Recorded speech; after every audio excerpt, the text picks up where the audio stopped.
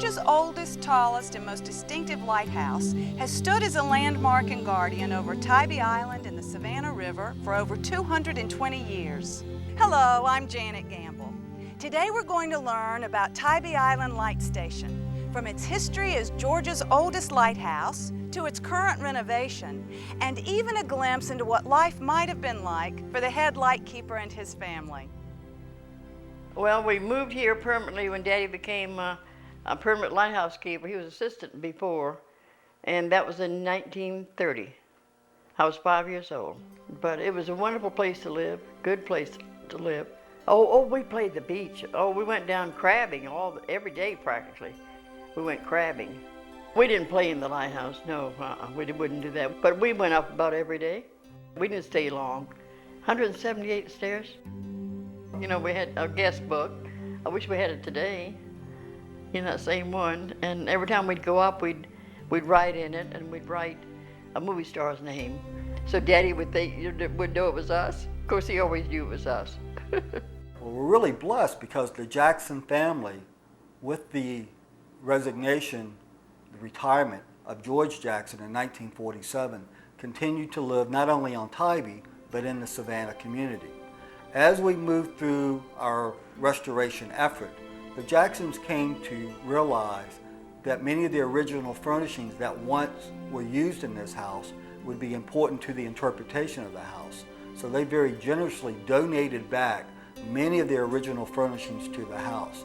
Yeah, first we had a wood stove, a big wood stove, and then later on they got real modern and we had a kerosene stove, and then later after that it was an electric stove. Well, we started off with an ice box and had the ice delivered every day, and then we had the refrigerator. There were 4 children in my family. My sister was the oldest, then my brother Henry, then my brother Ralph, and I was the youngest. And we all lived right here. Oh, Mom always cooked a big breakfast, and that was so good. And you smell that breakfast cooking, you were glad to come downstairs, to have your breakfast.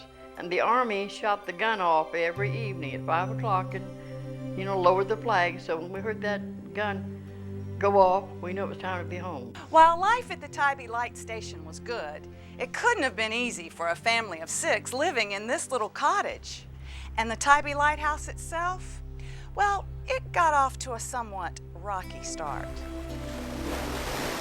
There have been a total of 4 different lighthouses on Tybee Island. The earliest dated back to 1736, built right on the beach.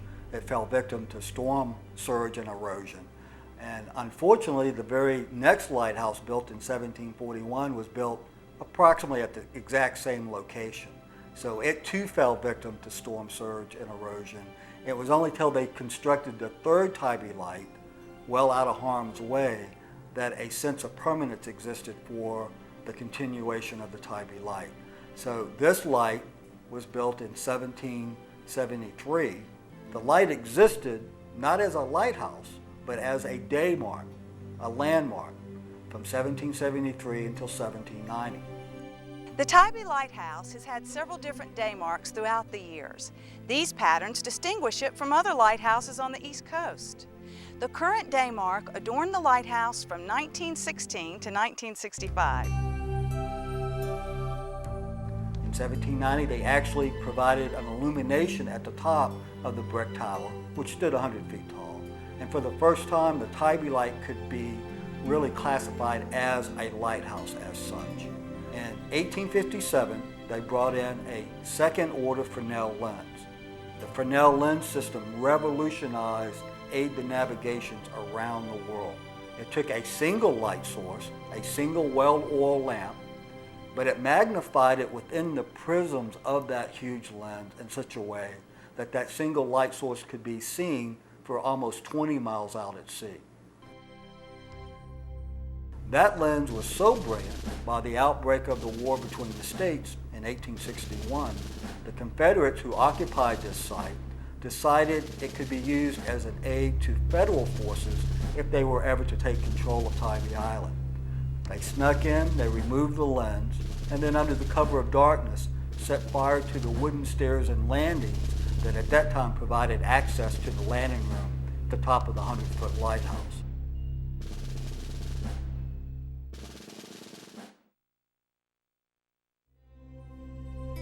It was not until 1867 that the U.S. government came back and modified the old ruins of the Tybee Light. They took the lower 60 feet of that brick lighthouse that dated back to 1773. They added 94 feet to it and made it 154 feet tall. And on top of that lighthouse, they put a first order Fresnel lens, which was even a larger version of the second order lens. By this time, the Tybee Lighthouse was becoming quite modern, 154 feet tall with a first order Fresnel lens that could be seen for many miles out at sea. However, it took a lot of work to keep that light shining. The new light station required 3 families rather than 1 to operate it as an aid to navigation. And the Tybee Light was one of the last lighthouses in America to be electrified. And with its electrification in 1933, you really only needed 1 keeper to man the Tybee Light. And that's where George Jackson came into a central role in maintaining this light. The purpose of the project is to restore the entire site to the time period of 1916 to 1939. And it started with the lighthouse itself, which was restored to that time period, and so that the markings on the lighthouse reflect the markings within that time period with the black base and the white and the black. The building that we're in, the headkeeper's cottage, is a living history museum, so that when you come inside, it needs to look like that time period, just the way that the outside looks like that time period.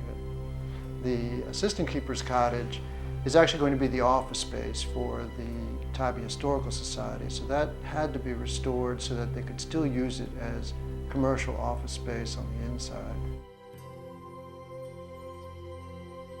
The final building to be completed was a second assistant keeper's cottage. The exterior was restored to reflect the time period of 1916 to 1939, and the interior is used as an orientation center for visitors to the site. But what we wanted to do was restore the building to a condition that best reflected the lifestyle and living conditions of keepers and their families on the Tybee Island in Georgia.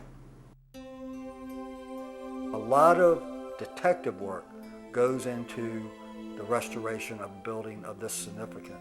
We used lots of photo documentation, the keeper's logs, historic photographs, and the historic drawings. We had an abundance of photographs that helped identify the historic character and conditions of the building. The next step for us in the process would be the forensic research that we would do at the site itself. You have to be very meticulous, very systematic, very sensitive to everything you do, because you could actually do more harm than good if you're impatient and remove historic fabric, because that fabric tells a story. So there was a kind of peeling away of the layers until we got to the layer from our time period. The Tybee Lighthouse has served well over the years, not just for Tybee Island and Savannah, but for the entire country as well. The primary role of the Tybee Light, as every lighthouse, was to give adequate warning of the hazardous conditions and save as many lives as possible. We've provided a significant role throughout American history, both in a maritime and a military sense. We've also been here as far back as the Revolutionary War, providing observation points for both British and U.S. forces during the Revolutionary War, as well as the War of 1812, the war between the states, the Spanish-American War, World War I and World War II. So our role both in a maritime and a military sense has been significant to the formation of this country. With the advent of modern technology, such as computers and GPS systems, many of the lighthouses at other sites were no longer needed. As these lighthouses were closed, the keepers' houses and other support buildings were often torn down. The Tybee Light Station survived due to its status as an active Coast Guard station until 1986.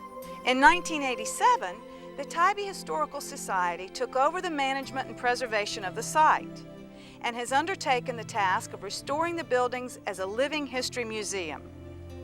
The Tybee Light Station is one of the most intact in America today and provides a rare opportunity for visitors to experience a lighthouse which remains as an active aid to navigation, and a chance to visit the many historic support buildings that were required to operate the lighthouse, and even a glimpse into what life might have been like for the head lightkeeper and his family. This was just a wonderful place to live. It really was. You know, we take it all for granted, but it was a good place to live.